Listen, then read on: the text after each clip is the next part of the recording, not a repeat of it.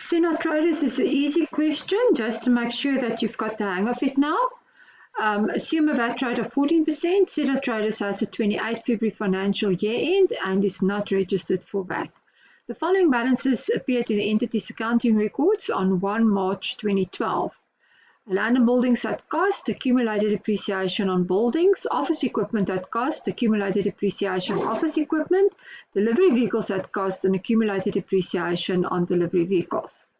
The accounting policy of Senna Traders states the following. Land is not depreciated. The cost of land amounts to 500,000 Rand.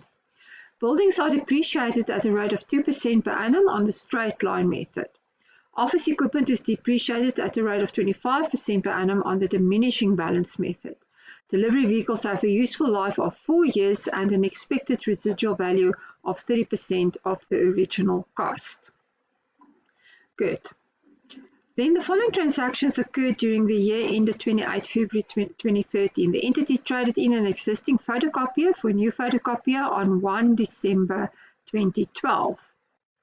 The cost of the new copier is 72,000 Rand, VAT included, but remember this guy is not a VAT vendor, so then whatever the VAT invoice total was that was issued by the supplier of the photocopier machine will become the cost price of that item because he's not able to claim any VAT back from the receiver.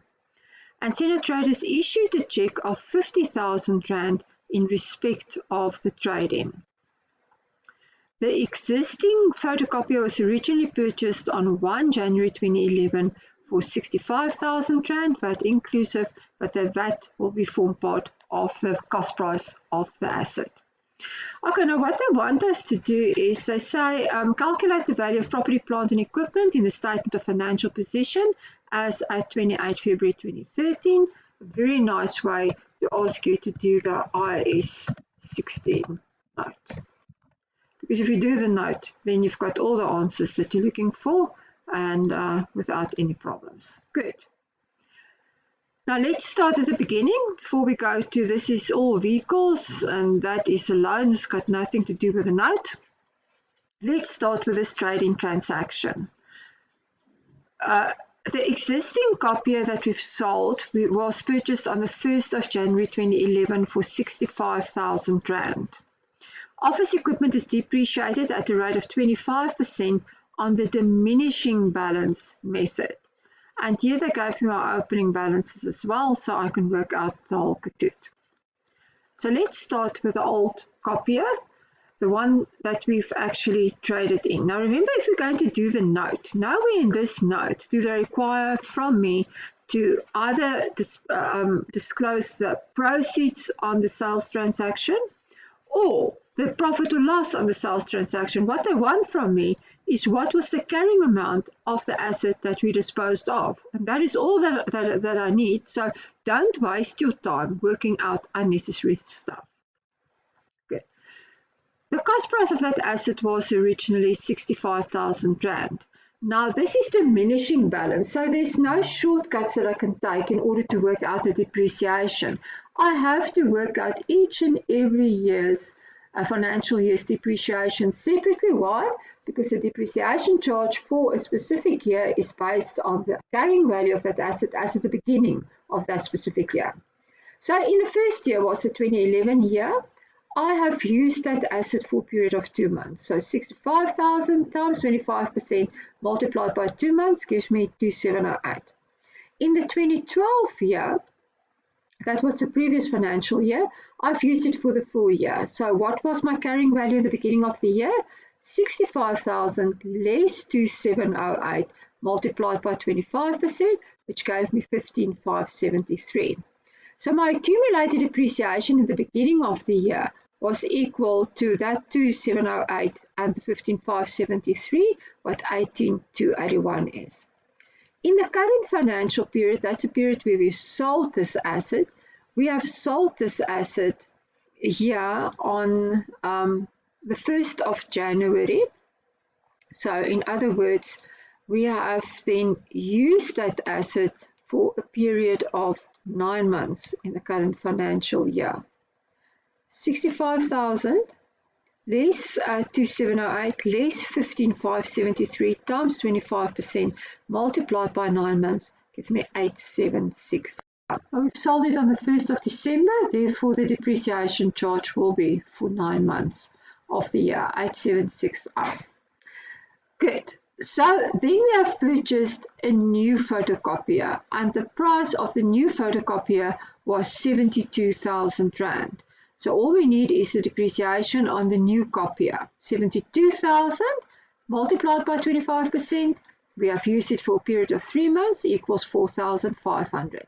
If we drop down that 8760 to this figure here, that will form part then of total depreciation for the year. The missing link here is what was the depreciation on the office equipment that we had in the beginning of the year, which we still have at the end of the year.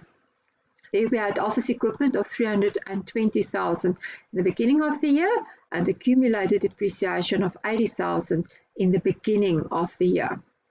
So that means our cost price for of these office equipment that we still have at the end of the year would have been the 320,000 at the beginning of the year, less the 65,000, the one that we've sold during the course of the year. So that gives us 255,000. Remember, for the new machine, we've worked out the depreciation separately. So that's why we don't bother here with the new machine. Then our accumulated depreciation was 80,000, and the accumulated depreciation on this photocopier that we've sold is a total of 18,281. So we're going to take that out of our calculation. So the carrying value of the office equipment that we had in the beginning of the year that we still have at the end of the year is now the difference between those two. And we've used these equipment for the whole year. So multiplied by 25% gives us total depreciation of 48,320. Our total depreciation charge for the year on the office equipment will be all of these together. 4,500, 8,760, 48,320, 61,580. Let's quickly complete the office equipment in our IAS 16 note. In the beginning of the year, it was a cost price of 320,000 and accumulated depreciation of 80,000. So then we have bought new office equipment during the year, and that was 72,000. The carrying value of the office equipment that we've disposed of, that was the 37,959. The depreciation on the office equipment is this total that we've calculated here, 61,580. The cost price of my office equipment at the end of the year would have been the 320,000 that we've started off with, plus the 72,000, the new equipment, minus the cost price of the equipment sold, 65,000. That gives us 327,000.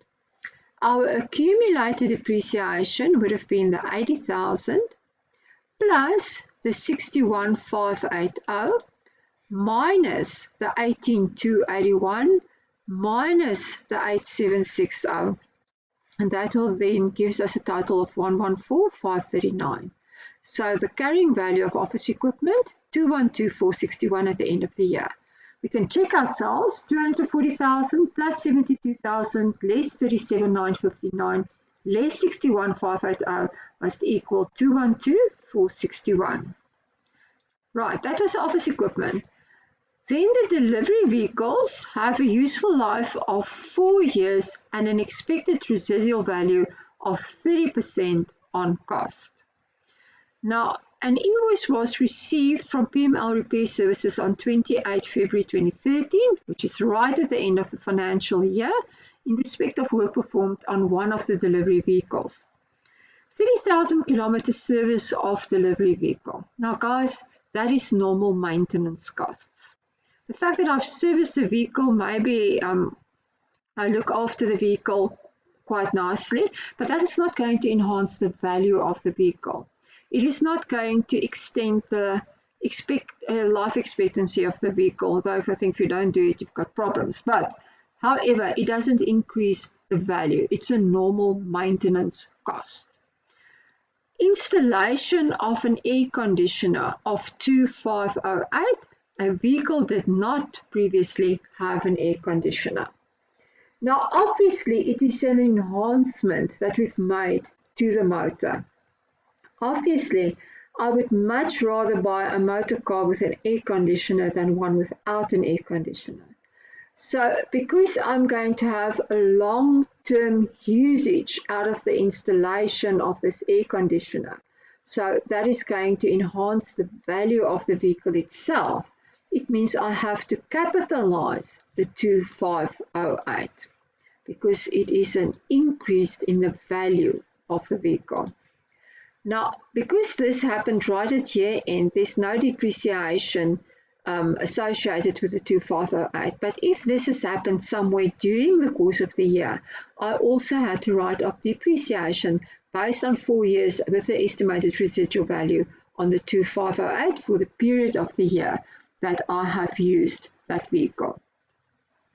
So if we go back to the vehicles then, we said, well, the opening balance was 300,000 cost price, accumulated depreciation of 105,000 Rand. That one and that one. The additions during this period of time was the value of the air conditioner. So that was the 2508, the value of the air conditioner.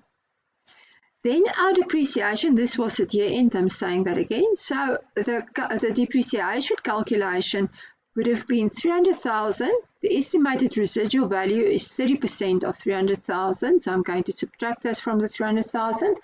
I could have said 300,000 times 70% gives me exactly the same answer, divided by a 4-year period, which is in line with my depreciation policy. And that then gives us depreciation of 52,500. At the end of the year, we have at cost 300,000 plus 2508 delivery vehicles worth 302,508. Our accumulated depreciation would have been 105,000 plus 52,500, 157,500. The carrying value 145,008. 195 plus 2508 leaves 52,000 will give us 145,008.